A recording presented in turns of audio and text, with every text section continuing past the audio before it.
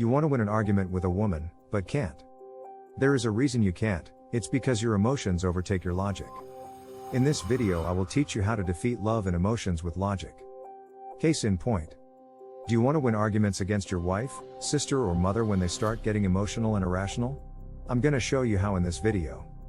Although this isn't just for men, as a man you're going to find it easier to apply the cold logic tactics mentioned.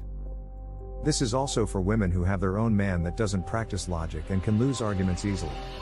Do not use these techniques if you don't have any respect for the woman or person. Learn to be calm, never raise your voice, listen before responding, and try not to be the one who gets emotional during an argument. Now let's get started. Use logic, not emotion. The first thing you need to do is stop arguing emotionally. This means not using words like you always or you never, because those words are usually untrue and will just make your partner feel attacked. Instead of saying things like "you're such a jerk," try something like, "I feel disappointed because I thought we had an agreement." Make sure you know the facts, don't go into an argument with just feelings. You need evidence of what you're talking about, otherwise your arguments will be weak. If she doesn't agree with something you say, then ask her why not. The first thing you need to do is to realize that there are different types of arguments. There is the type where you start off by saying a few words and it escalates into an all-out war of words. These are usually triggered by some sort of misunderstanding or miscommunication.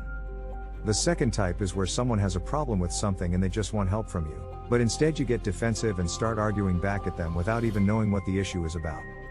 The third type is when someone has a problem with something and they want help from you. It might be a situation where they need advice on what to do or they want your opinion on something.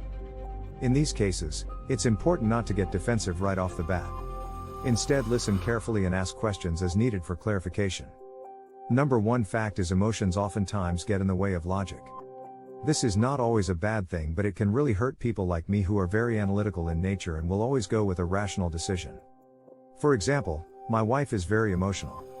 She cries at movies, when she sees cute animals, and even when I do something thoughtful for her. I am thinking, how does this make sense? I do something nice for her, she cries? People are funny creatures. They overthink situations and their emotions get the best of them. A person like me cannot make sense of that logic. So what do you do to try to counter it? Well, you lay out the facts to try to persuade someone away from whatever emotion they are feeling and then show them how logical your thought process was. Oftentimes, women have no clue what they are feeling and they don't know why they feel it either. This can be frustrating, but you have to take the high road. You have to put emotions aside and just be a logical thinker. Lay out the facts, lay out the logic behind your thought process, and then lay out why you think that way. If a woman doesn't understand what she is feeling or why, you have to be able to explain it to her so that she can understand. This is where being an intelligent man comes into play and why women like smart men who can solve problems for them. Women are emotional creatures and that's okay, but you have to understand that they can't always be logical thinkers. You have to give them time to process what is going on around them and then explain it back in a way that makes sense for their brains. The evidence is overwhelming that emotional logic can be defeated by pure logic. Think of your most common objections to traditional red pill thinking. If you are a woman, generally your first objection will be along the lines of "it's mean and hateful." Emotional reasoning. That phrase alone shows you've already decided this entire line of inquiry is forbidden because it hurts feelings. When presented with anything that runs contrary to their worldview, the most common refrain from women is "that's mean/hateful/racist/bigoted/homophobic." If you want to defeat those objections, start by pointing out how the lack of logic in their positions makes them vulnerable to attack. If your logic is so weak that it cannot stand up to a little bit of criticism, how can you expect it to hold up against the rigors of real-world application? You're like a house built on sand. It looks pretty from afar, but when the storms come, all those pretty windows won't stop that structure from collapsing. You've just demonstrated that you're not interested in hearing the truth. If you were, you would be open to considering any evidence and arguments that support it, regardless of how they make you feel. That's not a reason, that's an emotional reaction.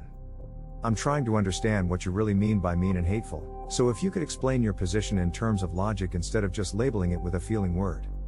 You will almost always get one of two reactions from women when you start attacking their logic. A, they will become defensive and angry, or B, they will realize their mistake and back down. If they become defensive and angry, then you have discovered that their position is based on emotion and not logic.